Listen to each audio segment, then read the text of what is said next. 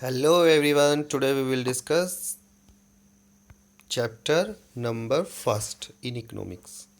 ठीक है, the will the sustain win the land sustain. क्या भूमि हमेशा कायम रहेगी और भूमि का किस प्रकार से डिस्ट्रीब्यूशन होता है, ये हम इसमें जानने की कोशिश करेंगे। Land being a natural resources, ठीक है, जो भूमि है वो प्राकृतिक रिसोर्सेज है, यानी कि भगवान के द्वारा दिया हुआ नेचुरल गिफ्ट भी कह सकते हैं हम इसको। It is a necessary to be carefully in its use, ठीक है, इसका हमें बहुत अच्छी तरह से इस्तेमाल करना चाहिए। ठीक है, ठीक है। Scientific reports indicate that the modern farming methods the have the over used natural resources based, ठीक है। साइंटिफिक रिपोर्ट यह बताती है कि जो मॉडर्न फार्मिंग मेथड हैं उसके ज़्यादा से ज़्यादा यूज करने के कारण हमारे जो नेचुरल रिसोर्सेज है, ये लैंड जो रिसोर्सेज है वो पूरी तरह से प्रभावित हुए हैं। जैसे कि ग्रीन रिवोल्यूशंस हुआ है, ग्रीन रिवोल्यूशंस में क्या हुआ है, लॉस ऑफ फर्टिलिटी, ठीक है। क्यों सॉयल फर्टिलिटी कैसे प्रभावित हुई है, क्योंकि हमने इसके अंदर बहुत सारे केमिकल फर्टिलाइजर का यूज किया है और continuous use is the ground water, और भूमि के जल को भी हमने पूरी तरह से सिंचाई में यूज़ कर लिया है। ठीक है, तो इसके द्वारा क्या हो गया, इसके द्वारा डेप्लीशिएशन हो गया। डेप्लीशिएशन का मतलब हो गया जो हमारा पानी है वो पूरी तरह से ख़त्म होता जा रहा। ठीक है, हमारी जो भूमि है वो ग्राउंड वाटर कितना है, 1/3 है। तो अब जब भूमि के अंदर पानी की कमी होती जा रही, क्योंकि पहले आपने देखा होगा 40 या 50 फुट पर पानी आ जाता था, मगर अब क्या है, अब 200, 105, 110 पर भी पानी नहीं आता। ठीक है, तो इससे क्या हो रहा कि पानी का जो वाटर है वो गायब होता जा रहा।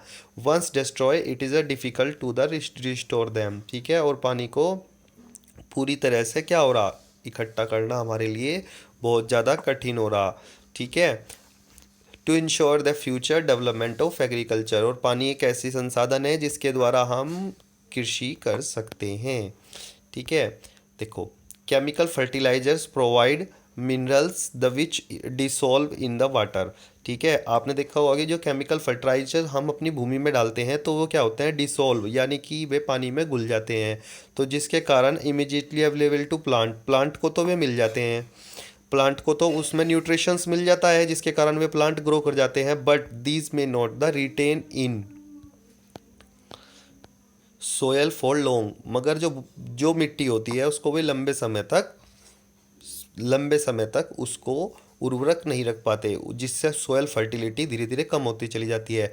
दे मे escape from the soil and polluted the ground water, क्योंकि जो पानी होता है वो उससे नीचे छन के, जिस तरह छन्नी में चाय छानते हैं, इसी तरह से जो पानी होता है वो भूमि के अंदर पहुंच जाता है, और रिवर और लेक्स के पानी को भी केमिकल फर्टिलाइजर से पूरी तरह से उसके अंदर जो बैक्टीरिया हैं, can also the bacteria and other micro organism in the soil, ठीक है, और जो केमिकल होते हैं वो उसके अंदर बैक्टीरिया को धीरे धीरे ख़त्म कर देते हैं। राइबोबीजम्स नाम का बैक्टीरिया है जिससे वो हमारे वातावरण से नाइट्रोजन लेके क्या करता है, नाइट्रोजन लेके वो नाइट्रो ऑक्साइड में बदलता है, जिस जो हमारे पौधे की उर्वरकता में हमारी हेल्प करते हैं। This mean they some time after their use the soil will be less fertilise, ठीक है, आप कुछ समय बाद क्या होगी, सोयल पूरी तरह से अनफर्टाइल हो जाएगी, डाउन टू अर्थ। ठीक है, और जैसा कि आप देख सकते हैं न्यू दिल्ली में हुआ है, द कंजप्शन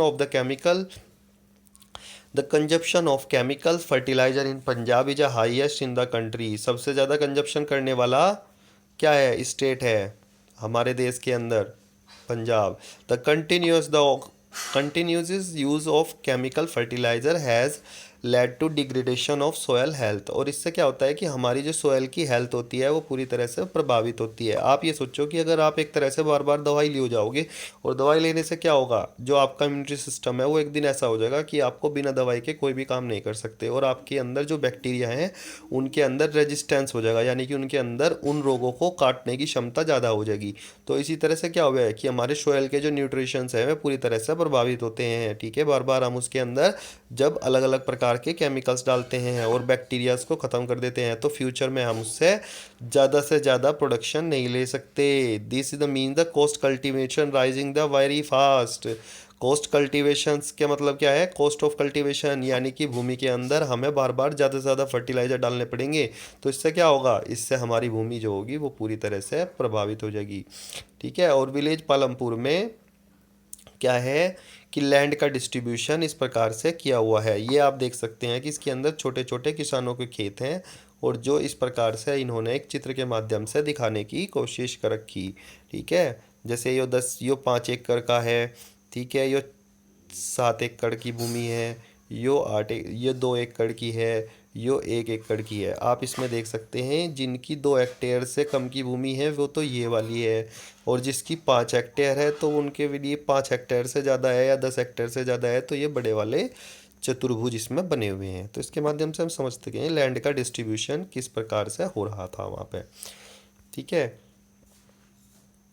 देखो, 240 family cultivated the small plots. ठीक है। और जिसके पास क्या है, less than the 2 hectare in the size, दो यानी कि जो 250 फैमिली हैं वे उनके पास 2 हेक्टेयर से कम की भूमि है, जिसको हम स्मॉल फार्मर कह सकते हैं। Cultivation of the such plots does not the bring advocate the income to the farmer family. और क्या होता है कि जिसकी 2 एकड़ से भूमि होती है, जिसके पास सही भूमि नहीं है, तो उसकी इनकम क्या होगी, बहुत ज़्यादा कम होगी, उसकी इनकम बहुत ज़्यादा कम होगी। ठीक है। 1960 में Govind was a farmer with a 2.25 hectares of largely the unirrigated land. ठीक है। जब किसानों के पास जो भूमि कम हो जाती है तो उसके कारण क्या होता है, उनके कारण क्या होता है कि उनके पास पैदावार भी कम होती है और पैसे भी कम आते हैं। जैसे देखो लैंड का डिस्ट्रीब्यूशन कैसे हो रहा है कि पहली जनरेशन है, सपोज राम है। राम के पास 5 हेक्टेयर की भूमि है। फिर उसके 2 बच्चे हुए, 2 बच्चों के पास क्या होगी, 2.5 हेक्टेयर की भूमि होगी, ढाई ढाई की। तो फिर उसके भी बच्चे हुए, तो इस तरह कम होती चली गई।